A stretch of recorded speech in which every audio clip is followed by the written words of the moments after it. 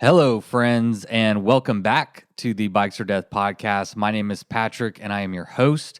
I am so glad to be back here on the microphone today and bringing to you a new podcast in this new year. I hope you and yours had a wonderful Christmas break and a happy new year.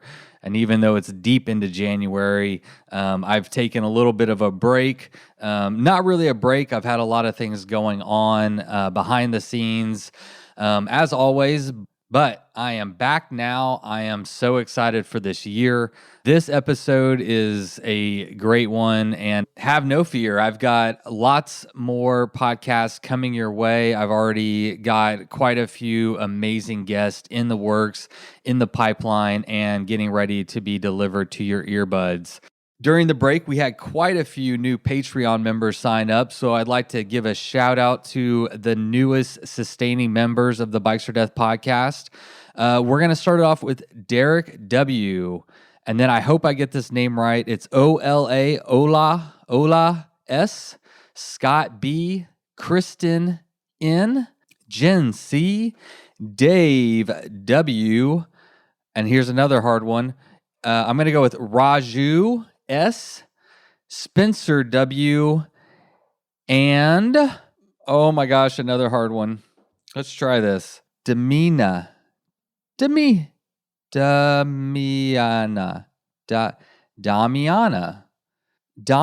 D. I'm going to settle on Damiana D, and I hope that's right. Sorry, people, doing my best. That's what you get with a not quite a high school education. I almost know how to read and spell. Almost. All right, everyone. Well, as always, your support is the PSI in my knobby tires that keep this podcast rolling smoothly, keeps the traction nice and grippy, and lets me get shreddy on the microphone. If you'd like to support the show, you can head over to bikesfordeath.com. It's a brand new, shiny website, so maybe you want to go take a look at that. You can join my new Patreon friends. There's a link there that takes you directly to Patreon, and you can sign up for as little as $1 a month. That gives you access to the brand new private Facebook group that I've created. We are only $44 away from the goal of $500 a month on Patreon, at which time I'm going to create a separate podcast just for patrons. I set up that Facebook group because I anticipate that we're going to host that podcast on Facebook. That's only for patrons. And again, you can find a link for that on my website. You can also shop our store. I've spent a couple dollars stocking the store with shirts and hats and stickers and patches and all kinds of fun stuff. It's just a fun way for you to be able to rep that Bikes or Death lifestyle and also support your favorite podcast. And lastly, if you want to share the podcast with your friends or head over to iTunes and leave a 5-star review, that is the best way to help other people find the show. It lets the world of algorithms know that you are listening, you are loving, and you are enjoying this podcast, and you want other people to find it too. As always, I appreciate your support. I couldn't do it without you. This is a community, 100%. I might be behind the microphone, but it takes a village to make this podcast happen, and you are part of that village. So welcome aboard. All right, well, today's episode, I think, is a very good one. Last year, you may remember that I started the podcast with a 15-year-old Alana Rose Parent who did a solo self-supported tour around Alaska at the age of 14. This year, our first podcast is with Jacob Hora, who is a 15-year-old living in Victor, Idaho. I honestly didn't know Jacob. I was watching the dots on the Fat Bike Pursuit, Jay Petervary's Fat Bike Pursuit, and I saw that the first dot to pass the finish line was Jacob Hora. So I checked him out, and it said he was a 15-year-old kid living in Victor, Idaho. And that piqued my curiosity. Anytime I see youngins out there doing pretty impressive things. Let's not downplay it. Really impressive things. I mean, this kid is truly impressive. He's already on his second coach. He rides with Petervary quite frequently and trains with him. I'm expecting big things. It's exciting to hear from the younger generation, hear their excitement for cycling, for bikepacking, for adventuring, and to know that this sport is in good hands. I don't think I'll ever run out of awesome guests to talk to. There must be something in the water in Victor, Idaho, because you may remember that Petervary lives there as well as Kate Boyle. So there's got to be something in the water in Victor, Idaho, and maybe Jacob is the next big name athlete to come out of Victor, Idaho. So we'll see. Anyway, great chat with Jacob. I appreciate him jumping on the mic with me and just sharing the stoke, man. It's always great to talk bikes. And I'm excited for you to hear this one. So without further ado, I'd like to get to the show, but do me a favor. I've got a special request for my listeners to get ready for the one of the next podcasts coming up. I'm going to need some help from y'all. So if you'll stick around till after the episode, I've got a special request for you. But until then, let's get to the show. And just kidding, today we have a treat for y'all. Not too long ago, I got an email from a gentleman named Ian Cherry, who I believe lives in New York, and was inspired by Miles' intro song and wanted to create his own version. It was cool. He put on a few finishing touches to it, and we're going to release that cover song of the Miles Arbor intro right now. But this is only the first part of the song, so if you want to hear the whole thing, head over to bikesfordeath.com, and in the blog section, we'll put the whole thing so you can hear the entire cover song from Ian. It's super cool. I'm so glad that he was stoked and inspired to make his own version of the song. And I'll tell you, whenever Miles created this song, he was always hopeful that other people would get inspired to create their own versions of the song or their own just their own intro songs. So if that tickles you as something that you would be interested in doing, we're going to play Ian's this week, and who knows, maybe next week we'll play yours. Let's have fun, people. This is a great community. Feel free to participate, reach out, and let's make it our own. All right, everyone. Today's episode is going to be kicked off with the Bikes or Death theme song cover by Ian Cherry.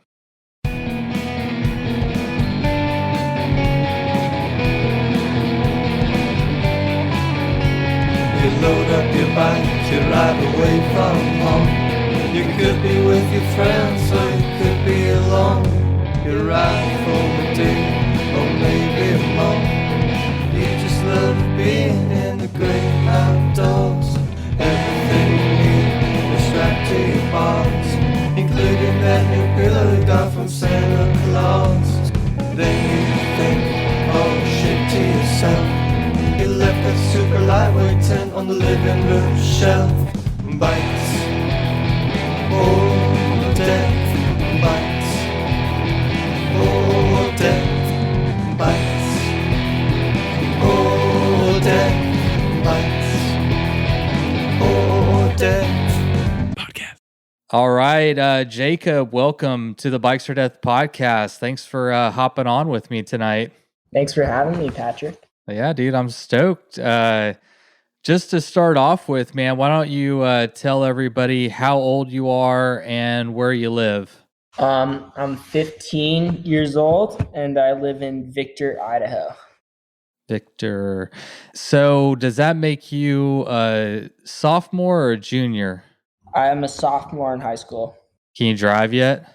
I could have my license, but I really enjoy biking everywhere and right now. Oh, sweet. That's the right answer. Good job. You got a gold star.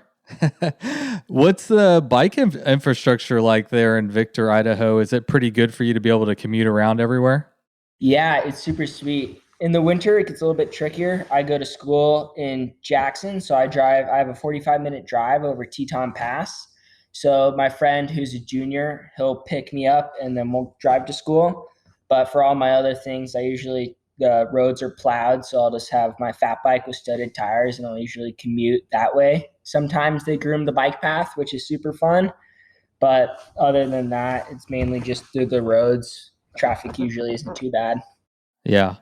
So are you doing online schools there, or are you actually going to school? I do a little bit of both just because of my biking. So I'm going in person currently 5 days a week. My school's done a really good job of kind of offering online or in person. I've mainly been going in person, but then just for my events, I'll do either 2 weeks after or before, or maybe even just a few days so I can get out of school sooner to kind of prepare for everything, or either quarantine after an event or before an event. So these events are these cycling events that you're doing through school? No, it's all a personal deal. I go to a private school, so there's no club sports or school sports. They do offer that through the public school. I do NICA, so that's just kind of based out of here in the valley. That's not run by a school or anything. That's just kind of run by Nate and Amanda Carey. Those are our head coaches. So in the summer, I do NICA, but most of the events I just do by myself. Do they count for any kind of school credit at all? They do not. Wow. I think here, now NICA's new here in Texas, where I live in Bryan College Station. I believe, I know it's run through the school, and I believe it's like their PE credit or whatever it would be. I always thought it was run through the schools. I didn't realize that. I guess if the school doesn't pick it up, then it sounds like people in the community can just pick up the program and participate that way, huh? Yeah, so that way students who don't go to the school are able to join the program as well. So we have a lot of students who are either homeschooled, go to different schools. So we all kind of come together, and that's our little team for sure. Yeah. How many people you got on your team? I think last year we maybe had under 100. So that was ages, I think, 6th grade to 12th grade. Wow, that's huge. What kind of area is it pulling from?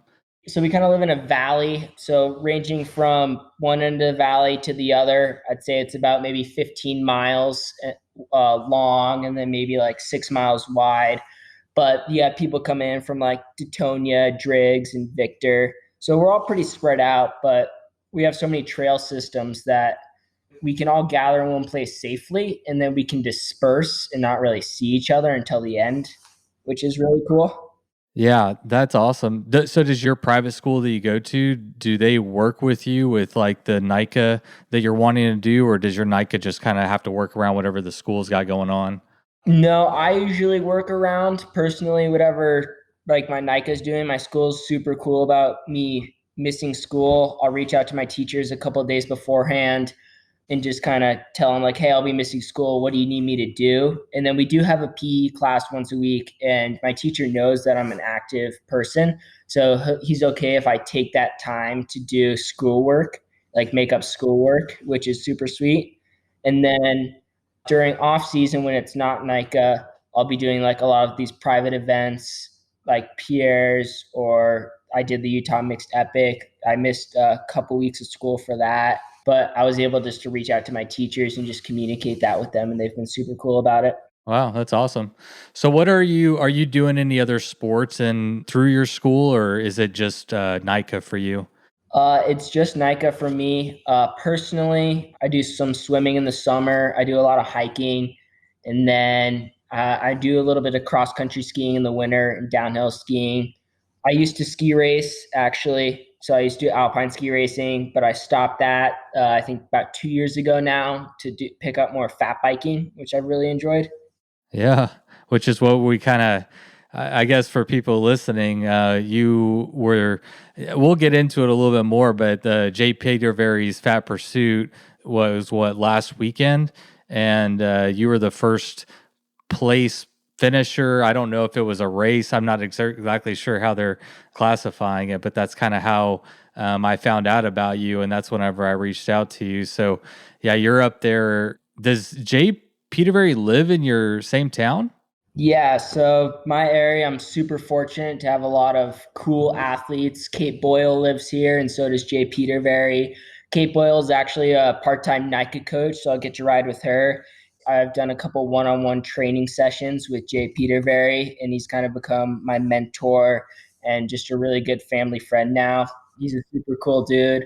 And then our area just has a lot of access to incredible biking, and just the people who live here are world-class athletes. Yeah, it's great. Do you happen to know Ash Alexander, who lived in Driggs, Idaho for a really long time, but just moved last year?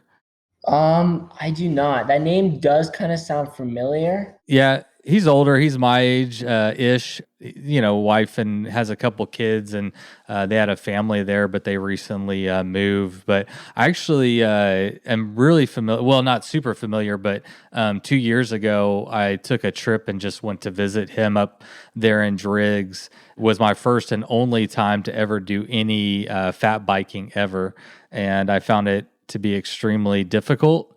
But the trails weren't groomed. So I've never ridden groomed or manicured fat bike trails. I have no idea. I'm told it's a lot better. It's incredible for sure. We have a super amazing people. Targhee Resort has like a good bit of single track up there for fat biking, and then so does our South Valley Trails. So our local bike shop will groom that. That single track is super, super fun. The downhills on a fat bike, I would honestly kind of maybe argue that it's more fun in the winter because you get a little bit more kind of sliding around. And I honestly think fat biking makes you a better biker, like just balance wise, because if you have to practice low pressure and you have to just stay focused on your line for sure. You can't kind of look around that often. I need to give it another go. It was real deep snow. If like you stepped off the bike, you were post tolling for several feet. It was real slow going. So I don't think I got a fair shot on it, but I am a little bit familiar with that area. And my buddy Ash would say it's just kind of cool to live in an area where you see like Jay Petervary, just cruising around the streets, always training, always out there riding. For sure. Yeah, we had Kate Boyles came on, or I always say Kate Boyles. Kate Boyle came on the podcast. She was my last episode for 2020, so we just had her on. So I got you, and I guess next we'll need to get Jay Petervary on here. We'll get everybody in that Victor, Idaho area. For sure. You mentioned Jay Petervary. He actually sent me a message on Instagram. I guess you told him you were coming on the podcast, and he said that you're his protege, and he emphasized the Jay. I thought that was cute. yeah, that's our little joke, I guess. The young protege. Protege, yeah. So I started working with him earlier this summer of 2020. I wanted to do this big ride called Fitzbarn. That would be my first ever ultra endurance race, or not, I guess race, but event of that scale. And I would talk to my coach, at the time. I'm like, hey, I want to do this. Like, what type of training will I need to put into it to be successful? I want to do it at somewhat of a race pace and just kind of practice. I've always liked the longer stuff. And she's like, all right, reach out to JP. He's one of my clients. I think he'd be happy to kind of mentor you. And it really just grew from there. I reached out to him, told him what I wanted to do. We kind of got onto a little training plan, and he actually did the event with me, which kind of snowballed into the Utah Mixed Epic. And from there, we've just become really good riding partners. He actually got me a spot to do the Iditarod Invitational up in Alaska this winter. When does that take place? We leave here out of Victor and go up there the 25th, and then the race is on the 28th of February. Oh, that's coming up. Mm-hmm. I thought you meant like in October, November. It's like coming up. No, it's coming up. Oh man, how many miles is that one? 350 miles. So the shorter distance. There's 1,000-mile one, which they're not doing this year, and then there's the 350. So let's go back, and I'm curious to get a little bit of your personal back history or backstory in cycling. I mean, you're only 15 years old, and you're already talking about, you're on your second coach that you've already mentioned, and have done a few events that, a lot of people your age probably haven't done. What is your personal history with cycling? When did you get into it? So I got into cycling from a young age. I would say I was riding a bike around 2 to 3 years old, just a Strider bike. I got my first mountain bike when I was 6. I was just riding our local trails around then. And then I was just riding with my dad. And then I did my first NICA race, I believe, when I was 12. And I did that for a couple years. I went from being placed 17th in the B group to, I believe, the following year, which I placed fourth overall in Idaho for freshman boys in 2019. And what type of was it, road or cross country? I missed that part. Sorry. So that is cross country mountain biking. That's kind of, I would say I started doing mountain biking as my first deal. And then my first ever long race, which was 60 miles, was JP's gravel pursuit. I think 2018 I did that. And that kind of just sparked my interest into doing the longer stuff. And then from there, my next long race was the Pierre's 50K, which I ended up placing 7th overall in the men's open. And I was only, I think, 2.5 minutes off first place. Wow, tight race. Yeah, that was a super fun race. The single track up there is amazing. And then I also started getting into fat biking around that time as well. I was the youngest to do fat pursuit at, I think, 12. Oh, dang. I did the 60K. I didn't complete it. That was a really tough year. Instead of doing the full loop, he had us do it out and back twice. That was like one of those conditions you were talking about where it was just like if you got off your bike, you were walking for a little bit till you found a little bit harder of a surface. And then I think my biggest jump in cycling would have to been 2020, where I started doing these longer events. I started my first ever over a century ride was the Around the Rock, which is starting at our local bike shop in Victor and going around the Grand Teton. So it's 50 gravel, 50 paved. That's 154 miles. And I did that when I was, I think, 14. And I did that in one day. I was going to ask if you did it all in one go or if you stopped or what. Yep, 11 and a half hours my first year. And then this year, I think I did it in 10 hours, around 10 hours and 45 minutes, something like that. Wait, 154 miles in 10 hours? Yeah, like 10. Yeah, the fastest people do it in under 10 hours. I did it in like 10 hours and 45 minutes. Wow. Wow. That's fast. Mm-hmm. Yeah, I would say the competition here is super stiff for sure. Yeah. Well, that's one neat thing about where you live. I mean, it's a outdoor rich area. You have a lot. I mean, like you said, you got Grand Targhee right there and you have all 4 seasons. So you can do all the sports. You have great access to the outdoors and plus like some pretty amazing athletes that live in that area that you can kind of vibe off of and that can push you and teach you and all that stuff. So you're in a good spot for sure. Yeah, I'm super thankful to be in this area and where I live. The outdoor recreation is super sweet. I live probably maybe 7 miles from the closest single track. So I just get on my bike usually and I'll pedal over to that and then I'll go for like a 2-3 hour mountain bike ride and I'll pedal home. Yeah. What happened after that race? So you said it was 10 hours, 45 minutes. And then where did you progress from there? I also did another local race, the Idaho 100. That's an all gravel race that our local shop puts on. And from there, I kind of chose to take my training a little bit more seriously. I talked to a local gym here called Mountain Lab where they put me on a strength program. So I was going to the gym 2-3 times a week and they gave me a basic cycling plan to follow. And that's the coach I was talking about that recommends JP. He goes there for strength training in the kind of is not off season, but in preparation to do stuff at the beginning of the year in the spring. Man, you are serious about this stuff. I'm super passionate about it for sure. Yeah, I mean, I love it. It's just, it's unusual, I think, at the age of 15 to be like this committed.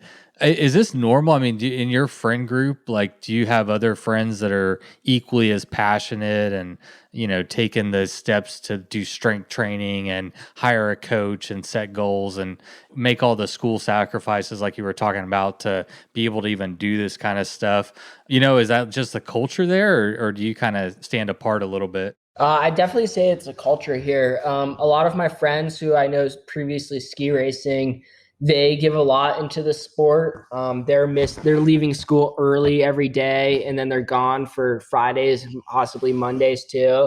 And then I have friends who Nordic ski, and they're training super hard. And then I also have a couple friends who do like running. So I definitely say like just where we live, the competition and the effort that people are putting into their sport is super high.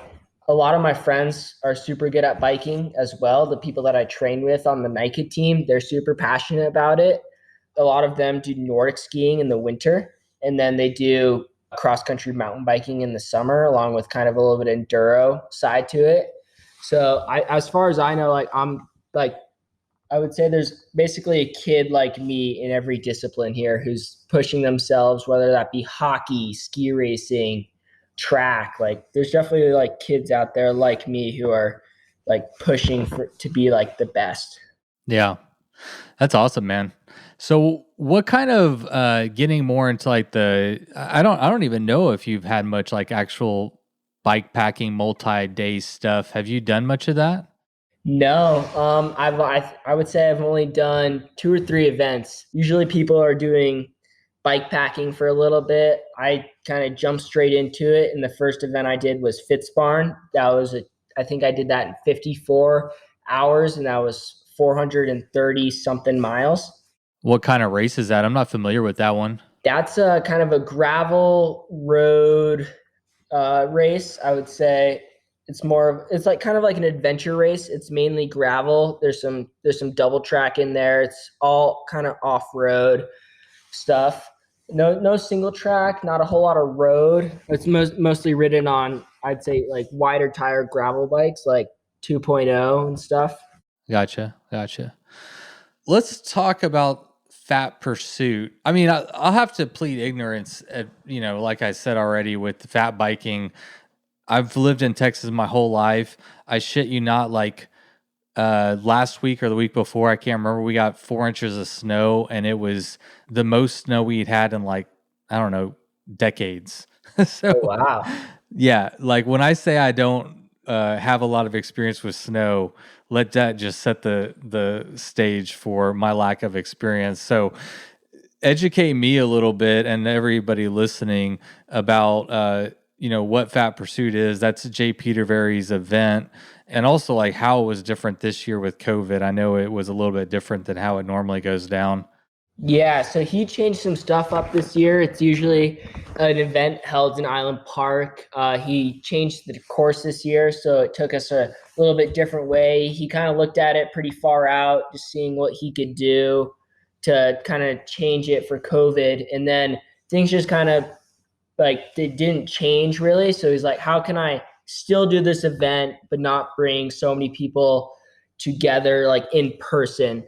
So he did it like a do it yourself challenge where people could sign up for 200K or 60K bike, foot, or ski. So there's three disciplines and 2 distances you can choose from. He had people sign up all across the country and even around the world. I think he was saying he had 2 people sign up from Germany. And then so you could make your own course as long as it was just like your distance, like 60K or 200K. And then I did his fat camp, which kind of was meant to prepare people for like the 200K or 200 mile. And I did that camp and I was like super stoked. I'm like, ooh, I'm going to go out and do this 200K. And then Jay's like, all right, I'm leaving 7 a.m., like the usual departure time for the event. And a lot of like local people who usually do the event showed up because they wanted to do it and be out there support. We all stayed like 6 feet apart, and we just happened to be under the arch at the same time, riding the same course at the same time over the weekend. Yeah. So it wasn't a be here at this time. It was a more of an ITT style. Yeah, kind of. It was like an ITT style event. It's not a race. It was just kind of like everyone happened to be there at the same time. Yeah. What were you racing? I was trying to push myself for sure. I'd say right off the front, I was trying to push the pace with my friend Kevin. We were out there riding pretty strong. And then there was a couple other people out there. Jay caught us and we were talking for a while. And then as soon as like we hit, I guess not halfway, we're like the resupply where you could ride into town where there was going to be an aid station anyway. We got in there, got the gas station, got some food and snacks because from there it's fully self-supported over two top. And I was just kind of thinking, wow, this is super fun. Like I'm feeling really strong. Like I wonder if I can make it under like 24 hours. I was trying to like talk to myself through. I'm like, all right, just try to stay strong on the climbs. Just be sure to eat and drink. That was super important because in fat biking, you're burning so many calories and you're also getting super depreciated of water just because like when you breathe, you're basically losing liquid. Like it's way more important to stay fueled, I think, in a winter event for sure. So I kind of, after the aid station, everyone kind of stayed there for a little bit and I kind of took off by myself. I rode with this gentleman named Art. He's from Park City. I'd say we rode together for the majority of the event. And then somewhere around after two top, I kind of like pulled away.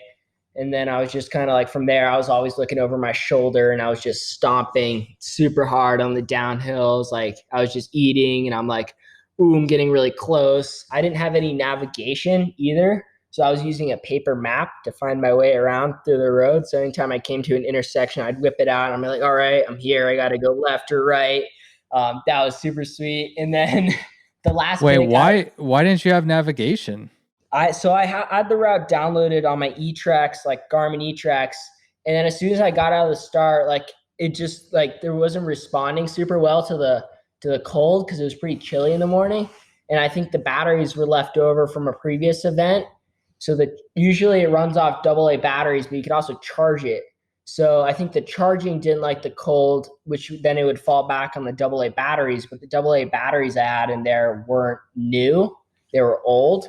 So I was just kind of riding either whoever was in front of me, I was following their tire, or I was just using that paper map. Okay. Yeah, whenever you're in the lead though, you don't have a tire to follow. No, you're blazing trail for sure.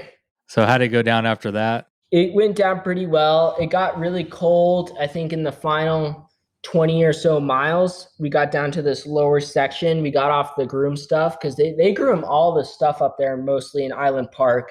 I think the reason we were able to do it so fast this year was the conditions were super prime. They groomed it and it was basically a rock hard surface because it was cold and the snow had time to set up. Usually you're pushing through your bike on some of those sections. If it snowed even 6 inches, like that's kind of a struggle fest, but we could not have asked for better conditions.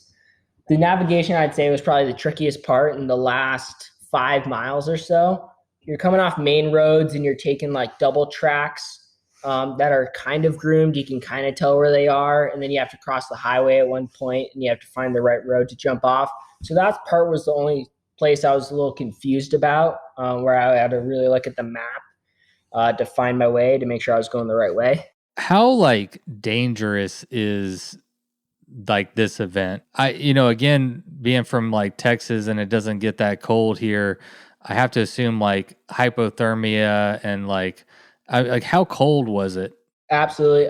Jay does an extremely well job. Like when this race happens in person, I've seen like it get down to really cold temperatures and he's super good about, he has a mandatory gear list. So people can be out there and survive in these conditions. I think one year it was 40 below and only like a few people finished. That was definitely a rough year. He did a really good job. Like everybody had the mandatory equipment, but I think some people just didn't know how to use it. So he was pulling people off course. And then I think this year it got down to -11 when I was in one section. I think that was the coldest. I had to put on a buff with like a hole in it that I use so it doesn't like frost over. So I'm able to breathe, but I had to cover all my skin so I didn't get frostbite like on any areas. So I took quite a few precautions. I carry like a lot of safety equipment for sure. I try to. to stay safe out there. You're not really in avalanche conditions. I think your worst case scenario is like you sweat and then you get super cold, Right. and you don't have like all the right layers, or you don't have like the proper safety equipment. This year, because it was do it yourself, there was no required gear list. So I took a pretty minimal approach to it. I didn't bring rain gear. I didn't bring 2 spare tubes. Like there's a couple things I didn't bring. So I'm like, all right, I don't need this. Like I was trying to do it like racer style. Jay didn't have a sleeping bag. He just brought some puffy gear, an e-bivy, and a sleeping pad. Yeah. So what did you sleep? Did you bring a sleep kit? Yes, that was one of my parents' requirements. I had to bring a sleeping bag, a bivy, and a pad for worst case scenario. They still make me bring some safety equipment, which I'm totally a fan of. Like I think I was happy. Like I didn't sleep, but I was happy to have that stuff because towards the finish, I'm like, if I had another 40 miles to go, I'd be sleeping right here. Yeah. Like I was basically looking for places to sleep, even though I had 5 miles left. Yeah, yeah, I hear that. As you've been talking, I've been thinking about, I mean, I'm a parent, I have 2 daughters, so I've been thinking about what your parents think about this. I assume they have to be overall pretty supportive. Yes, my parents have been super supportive of my sport. I ride with my dad all the time. My mom's getting back into biking. I ride with her a lot. And then my dad's taught me a lot because he's done a lot of backpacking. He's taught me a lot of skills that just kind of translate over into this ultra endurance world of bike packing and bike racing. And then I always have a tracker with me when I'm doing longer rides. I use like the Garmin InReach Mini. I'll send them a link so they can tell where I am. That has an SOS feature. So I think as long as like they know I'm prepared, they feel comfortable with me being out there. And a lot of these events I've been with someone. I've been with JP. He's done a lot of these events with me. So they know I'm with someone who knows what they're doing. Yeah. Well, it makes a huge difference. I mean, we're lucky to have the technology to be able to stay in reach. Ooh, that's a good commercial. In reach with the Garmin, in reach mini. Yep. Stay in reach with the Garmin. Stay in reach. There you go, man. Pay me.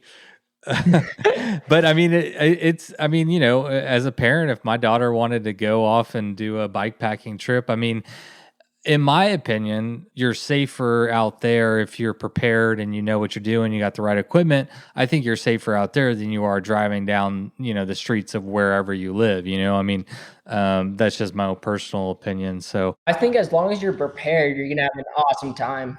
yeah, that's the key. Yeah, and from your parents' perspective, I mean, as long as you know you're prepared and you take a sleeping bag and a pad, right? That's what you had to take, a sleeping pad. Yep, I brought a 0-degree bag, an emergency bivy, and a sleeping pad. I love it. So educate us, me and anyone else who hasn't done something like this before. What are some safety protocols that you should know going into, you know, fat biking and, you know, negative 11-degree weather? Are there some like golden rules that you should know before you go out into that type of environment?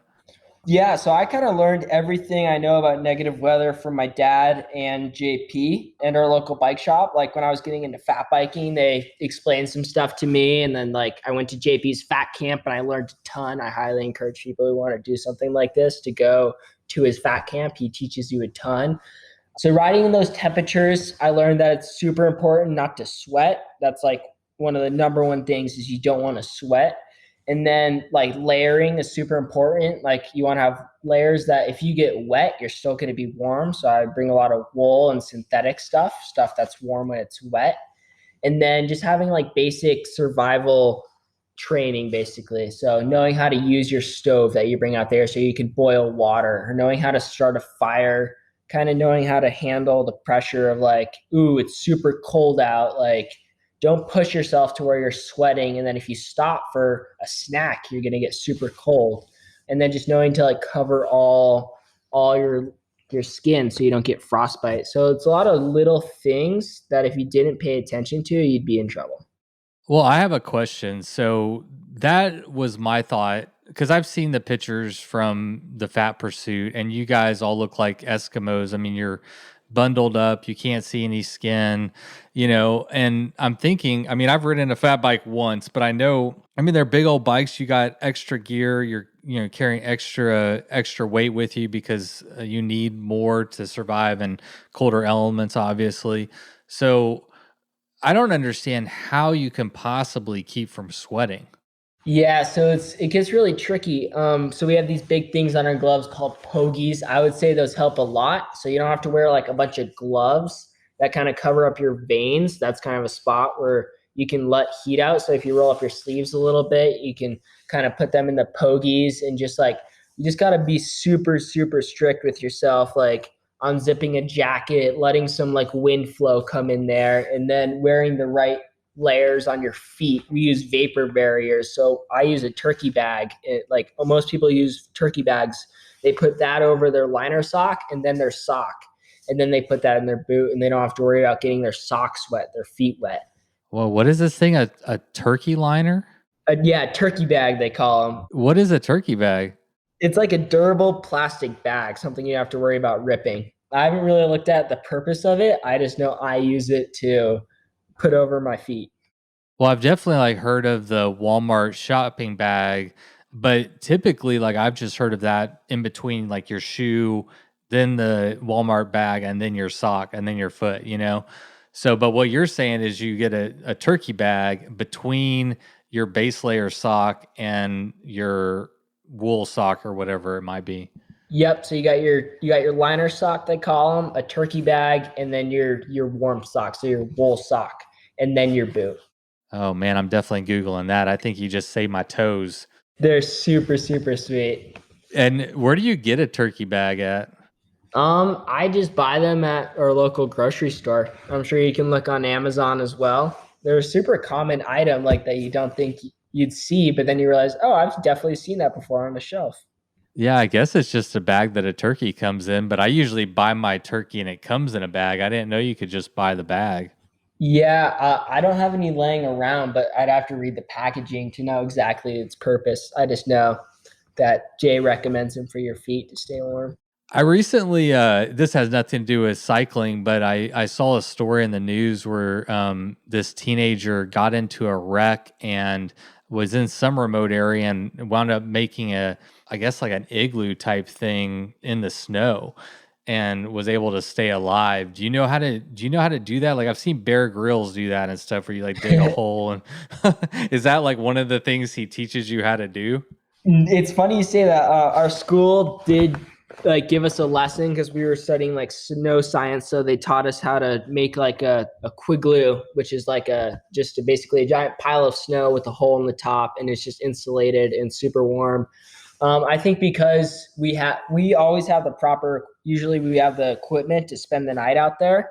So he teaches you how to create like a proper sleeping area. So like how to dig like wider than your pad, a little bit longer than you, to make sure you look for trees that won't fall on you. So basically you're creating maybe potentially a windbreak. So you dig down a little bit so you're out of the wind. You dig down into the snow until you try to hit grass. That's like usually what you're looking for. So that could be upwards of 2 feet. And then you kind of create yourself this little area where you put down your pad and your sleepy bag and your bivy. I got another one for you. What about, okay, so it's 11 to -11 and you got to go to the bathroom. And I'm not talking about number one, number two. Ooh.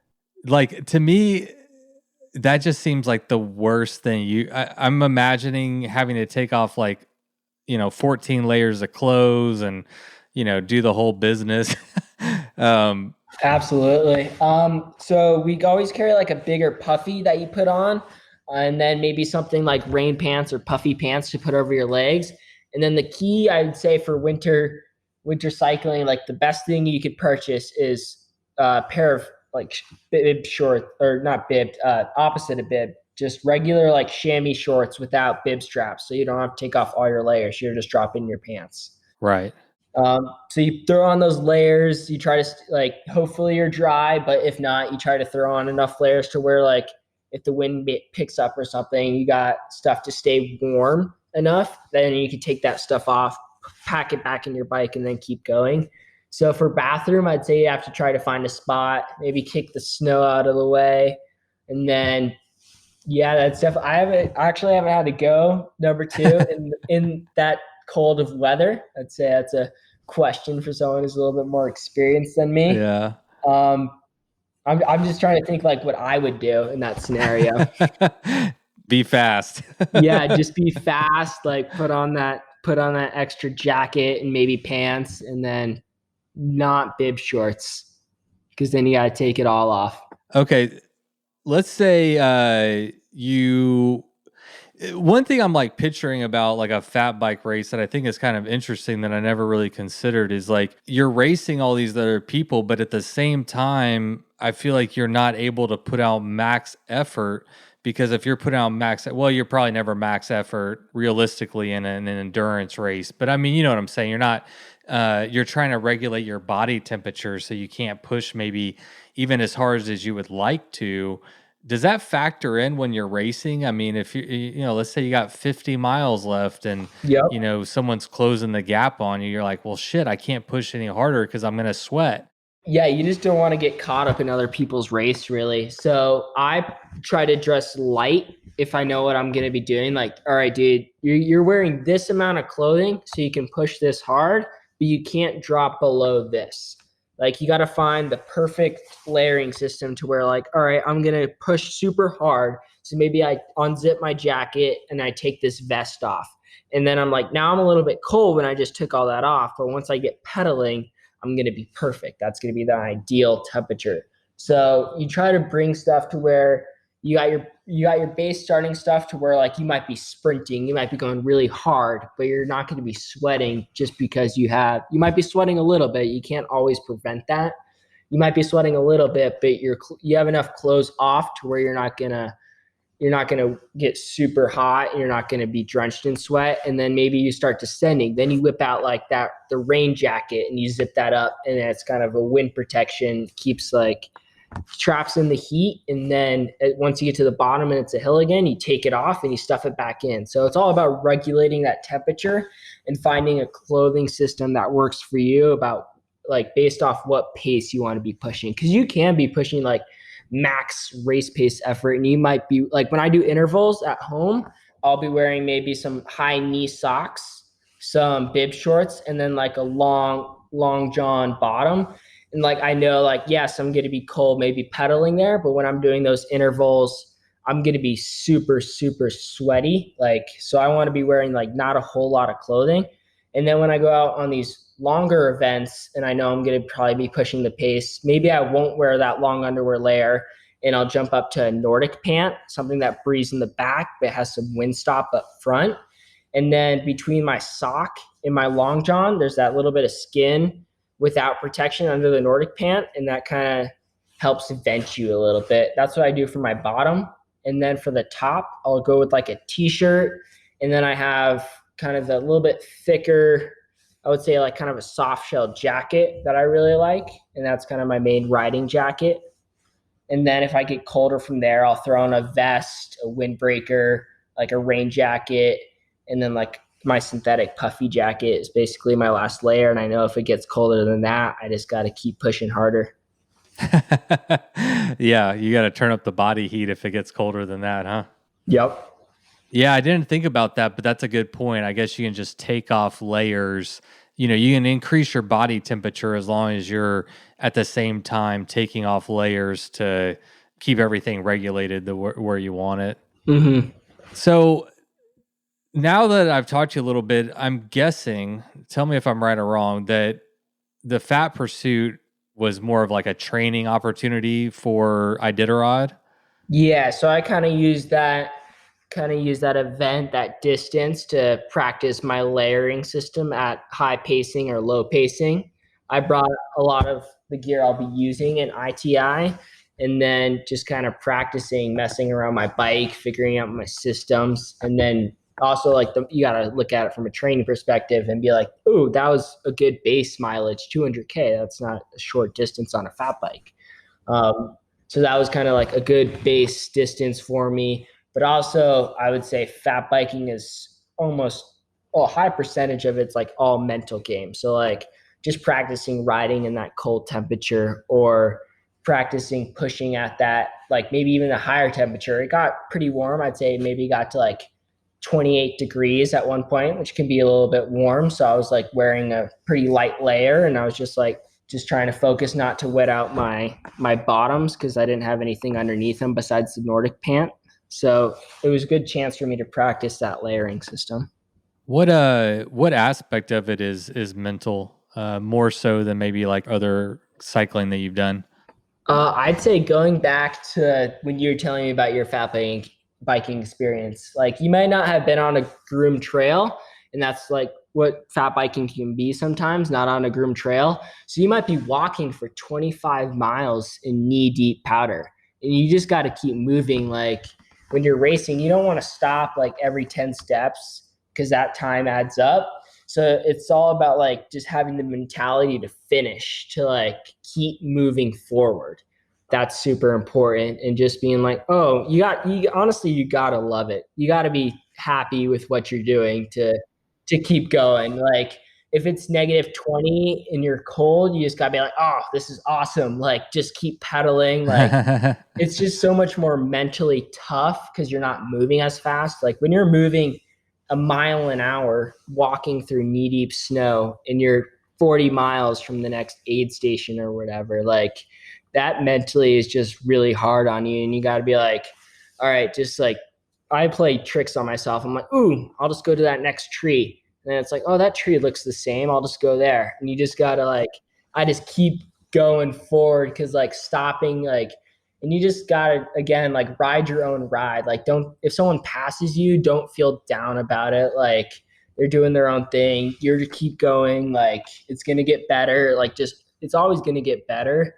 It's not gonna stay the same forever. It's gonna get better at some point. Man, great mental outlook for sure. Maybe JP's rubbing off on you. Yeah, no, that's definitely some tricks he taught me to like stay happy out there. Yeah, you got to, man. One trick that I play on myself is if things get hard or things start to hurt, is I like to flip it and be grateful for it and think about how hard I had to work to suffer this bad. Like I've worked all day to hurt this bad, and try to like, but there's a lot of tricks that you can play, but ultimately you got to be there and you got to be in your own head and deal with it, which is something that really appeals to me about, this type of sport, is the mental endurance side of it. Because, in my opinion, strength can only take you so far. I mean, you're familiar with the Tour Divide and some of these other events that are, thousands of miles long. You can't really train for something like that other than in your mind, and your mind is where you can really do the work. And so if you can have a good positive mental attitude and just keep pushing forward, I mean, what else can you do, right? Yeah, like you said, strength only goes so far. You could be the most like fit person on the planet, but then like as soon as the go gets tough, like are you gonna stop like because it's really cold and then you got knee deep powder for 100 miles, or are you gonna like have someone pass you who might be like not as fit as you but just like smiling and looking around and is super happy to be out there? Like I think for a lot of this stuff, like my mentality for fat biking, like the strength that I've gotten there has applied like in my own personal life, like for schoolwork, honestly, like, oh, this assignment's really hard. Like, you just got to push through it, get it done. Like this assignment's not going to last forever. Like, I think it's just being mentally strong is super important for everything. I started off my podcast in 2020 with a 14-year-old. Well, actually, she was 15 at the time whenever we spoke as well. Alana Rose Parent. She's based out of Alaska, and she had done, when she was 14, she did 1,000-mile solo self-supported bikepacking trip around or through Alaska. And that's one thing that we talked about is like, I can't imagine what it must be like at like 15 years old to have so much like self-confidence, to like realize that you can put yourself in some very challenging situations physically, mentally, you're tired, hungry, whatever, cold, and no one's coming to get you. I mean, yeah, you could hit the butt in and call the cavalry. But, that's not the point of why you do it, right? You're going out there to push yourself and challenge yourself. So the only way you're going to get back is through pushing your bike or riding it or whatever you got to do. And having that knowledge and using that, in your everyday life is such a huge tool for anyone. Me as a 40-year-old guy, but I couldn't imagine what it'd be like to be 15 and to have that kind of awareness of how capable human beings really are, and how to be able to really truly get through some difficult things. Yeah, it's like I remember when I was training for my first big ride, which was 60 miles, and I only did 30 until the actual day of the event. That was my biggest ride, 30 miles. And that was super hard on me because it was windy when I was trying to do it, and I just was putting myself down. And I think now looking back at it, and I'm like, if I had done another 30 miles in that wind, I'm just the payback when I was racing at JP's 60-mile gravel days, I would have looked at it so much better. I would have been so much happier to be out there. And I try to train in really hard conditions when it's windy, when it's rainy, when it's super hot out. I try to find some miserable conditions so I can be super grateful for when it's awesome conditions and you can just be super happy with it all. Have you ever thought about what attracts you to ultra endurance cycling, racing? I mean, this isn't easy. Definitely takes suffering and a lot of unpleasantness, most people would consider it. But I mean, I can talk to you and tell you love this stuff. So have you ever thought about what it is that draws you to it? I think just the soloness, the after feeling, honestly, is so incredible for me. When I was done with my first 60 miles, I'm like, wow, I looked at the map, I'm like, that's a really long way and I feel awesome. And I think being young, it's also super exciting to people and come up to me and be like, wow, good job. That feels super good to me. And I do it also because it just makes me super happy to be out there, amongst the elements, the mountains, because these distances usually get super remote. And I think that's super cool for me because not a lot of kids my age are out there doing that stuff. I'm like, wow, how many people get to see this on a bike, this young or whatever, or ever. Yeah, ever, truly. I'm super happy to live where I. You just have more time than the rest of us. Yeah, I'm just looking around on these super long rides, and I'm like, oh, I got 100 miles to go, and I'm like, oh, I don't want it to be over quite yet. That's this pretty sweet view. Sometimes I'll just stop, take it in for maybe a minute or two, and then just the after feeling of wow, you just did something super big. The after feeling for me is super rewarding. All the hard work that I've put in, every day of training that's gone into it has paid off. I love that. So talking about training and getting ready for ITI in a month and a week or so, in about 5 weeks, what did you learn? Actually, let's start with what's the best piece of gear that you brought with you? How about that? I was super grateful for this kind of lightweight rain jacket kind of deal that had some pit zips. I wore that for when it got really cold. I was pretty blown away by how much minimal clothing I was wearing because I was pushing the pace so hard. And I'm like, wow, I'm only wearing basically 2 jackets and a vest, and I'm really warm and it's -11 out. So I think that piece of clothing I'll start wearing a lot when it's that cold. I don't know if I'll bring it to Alaska because it's not a full Gore-Tex rain jacket. And then another piece of clothing I was pretty stoked on was a synthetic puffy jacket that I brought, that whenever I stopped, I'd throw that on, and I was just I wasn't cold, I was warm, and I was super happy. And I think that's the key to doing these events, is just staying happy. Yeah. And comfortable. Being comfortable has a lot to do with that, in my opinion. What about your bike? What were you riding and how did it hold up? Are you going to make any changes to that? Yeah, so I was running a 2019 GX Salsa Mukluk, just a stock build with the frame bags and pogies, and I ran a rack on the rear to strap my sleep roll to it. I think because the conditions were super good, I could have gone with a potentially narrower tire. I was running some 4.8 Dillinger 5, so that's their studded tire at 4.8. and then it was on a 26-inch rim. I'm like, I think I could have gotten away with a 70 mil rim, or 27.5 inch tire with like maybe a 4.3. Like, I think I could have gone faster based on my tire decision because the conditions were super good. And then I was super stoked to have Eagle because some of those climbs on a loaded fat bike are not easy. Like going up Sawtell with a 30-40 pound bike, like you're like, dude, this is hard. And then you get to the top and you're like, ooh, now I get to go downhill, and that's super fun. You're cruising. But I think I was super stoked in some conditions to have that wider tire because I could lower the pressure and I wouldn't get beaten up as much, like because there were some ice chunks and then it was just kind of bumpy in some sections. So I think having some narrower tires, I think I could have gone a little bit faster. But all in all, I was super happy with my bike. What about any gear that either didn't work or you just didn't need it and you probably going to leave it at home the next time? I think due to the temperature rating of what we were riding and just kind of being a geek and looking at aerodynamics, I think I could have gone with maybe some smaller pogies and maybe a little bit bigger of a liner glove.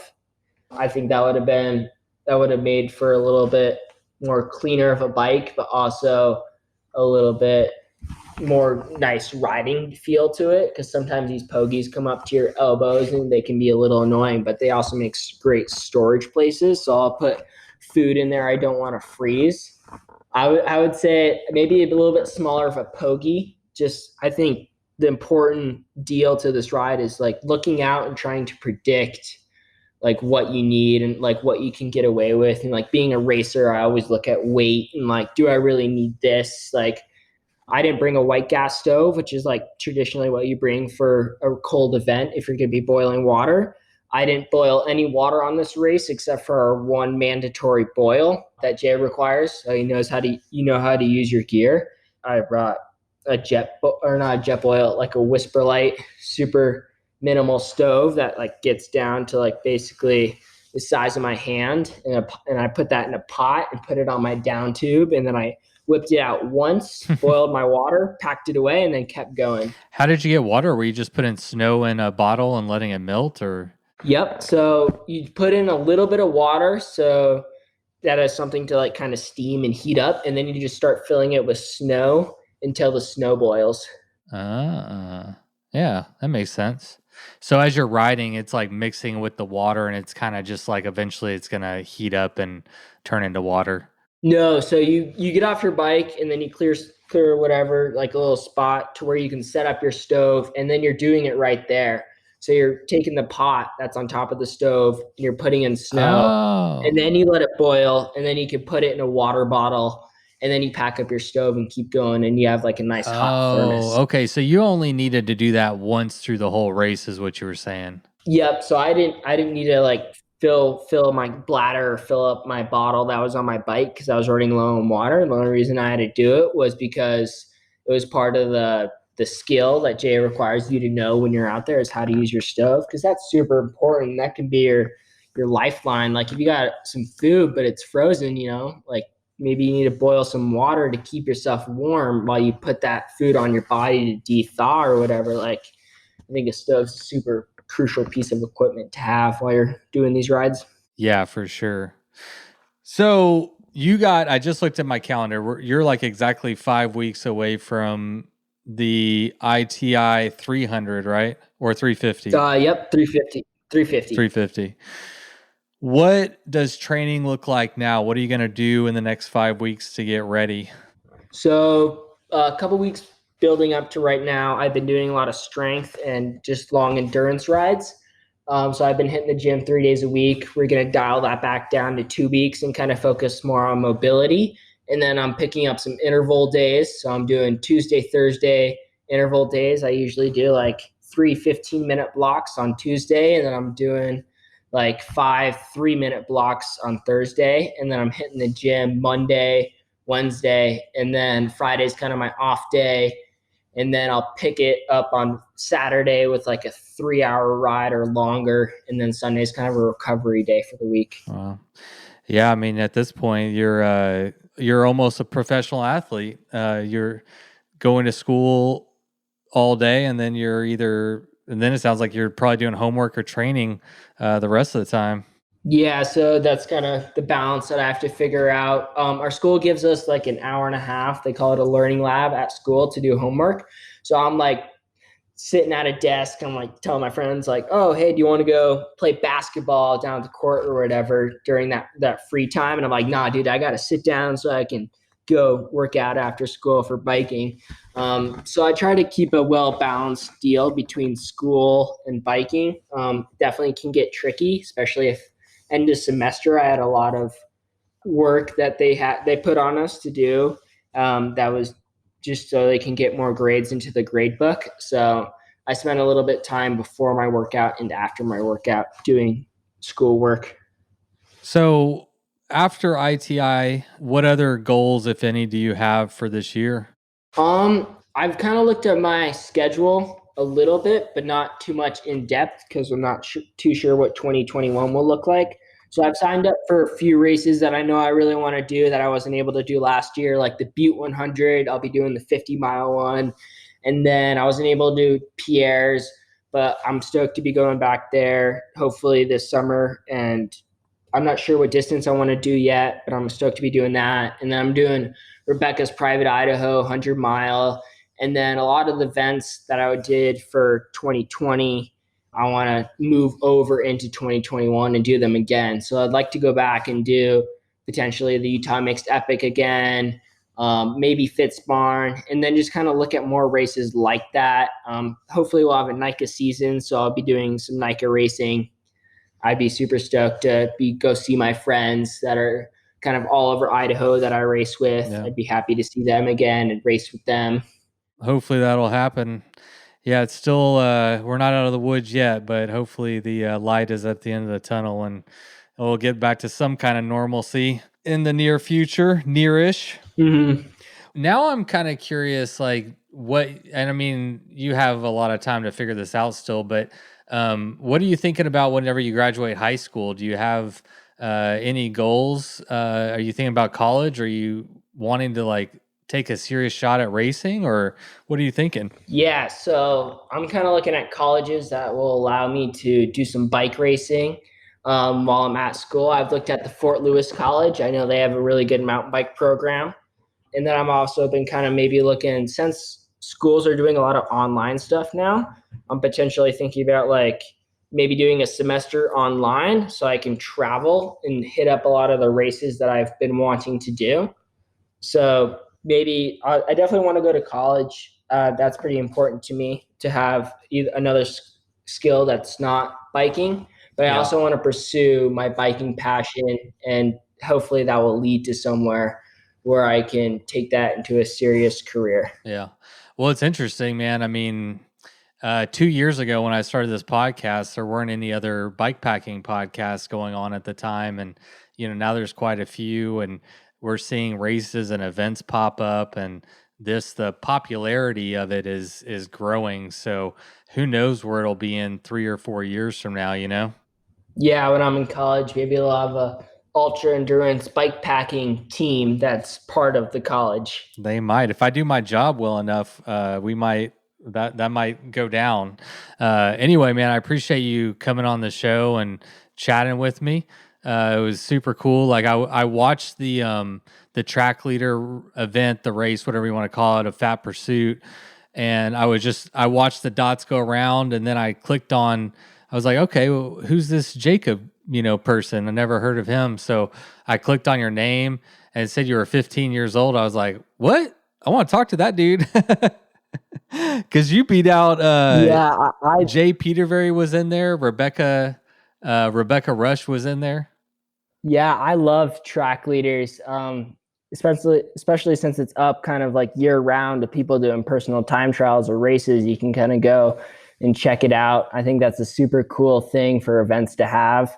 You're able to kind of like not necessarily learn about your competitors, but like kind of see where everyone's at and just kind of get a feel of the event. That's a super cool thing to have. But yeah, thank you so much for having me. I had a lot of fun talking about bikes and stuff.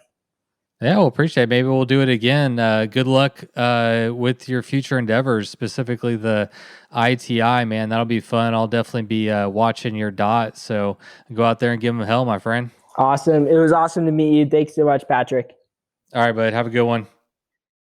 All right. I hope y'all enjoyed that episode as much as I did. Jacob, thank you so much for coming on the podcast. I enjoyed it thoroughly. And kudos to you, my friend. Keep it up. You have so many tools in your arsenal that so many people listening wished that they had at the age of 15. If you will keep that drive and that determination and keep working towards your goals, I guarantee you that nothing is off limits. You can accomplish anything that you want to do. It's not always going to be easy. Nothing in life rarely is. But if you're willing to work hard and keep a good attitude and keep pushing the same way you have, really, man, anything is possible. So keep it up. Keep the stoke alive. Thanks for being an inspiration. And thanks again for coming on the podcast. All right, everyone. Well, this year on the podcast, I'm going to try to do something different. You know me. There's no guidebook here that I'm following. I just make it up as I go. And I'm always looking to improve. And one request that I've got over the years is to tackle topics like how to build a route or how to pack your bags on your bike or how to cook or, I mean, the list goes on, right? So this year, I'm going to attempt to tackle some of these topics, as many as I can, in a podcast format. And to be honest, I'm a little bit nervous because I think a lot of this stuff is good to have a visual where you can sit on maybe YouTube and like see the maps and see the gear that's being put into the bike and all that stuff. So I think that the podcast is a little bit limited in that way, but that's not going to stop me from giving it a shot. I think we have a couple options at our disposal. One, we have the podcast where I can obviously share some tips and tricks that way, and then also we have the website with the blog section. So I could potentially do some of it maybe as a blog format with pictures and routes and all that kind of stuff. So here's the deal. That's what I'm going to be doing. You're welcome to send me an email to bikes@bikesordeath.com and let me know what types of topics or tips, tricks, how-tos that you're interested in. So to get your juices flowing, in a couple weeks, I'm headed to Big Bend for my Big Bend birthday bash. I'm turning 41 and there is no place I'd rather be. So I figure this is a great opportunity to tackle some of the questions that you may have. I'm going on a trip in a desert, very remote. What things would you like to know? So if you've got questions, queries, comments, whatever, shoot them to me at bikes@bikesordeath.com. Let me know what you want to know, and I will do my best to get some answers for you. How does that sound? All right, well, listen, that is all I got for y'all today. Thank you so much for all of your support, especially in this little downtime I had while I took a little break and got my house in order. But like I said, I've got some great episodes coming up. Rebecca Rush is confirmed. Lael Wilcox is confirmed, plus many, many more that I will not spill yet. But I can promise you it is going to be a great year of podcasting. I've got big goals, as always. And the only thing I need is my listeners to show some love. This podcast doesn't happen without your support. So if you are finding enjoyment, if you are getting inspired, if you are finding stoked to get out there and ride your bike, do me a favor and find a way to support the podcast and help it keep going and growing strong into 2021 and beyond. Head over to bikesfordeath.com, find a way, chip in. Let's make this thing happen. All right, everybody, you know what to do. Thanks for listening. Now go ride your damn bike.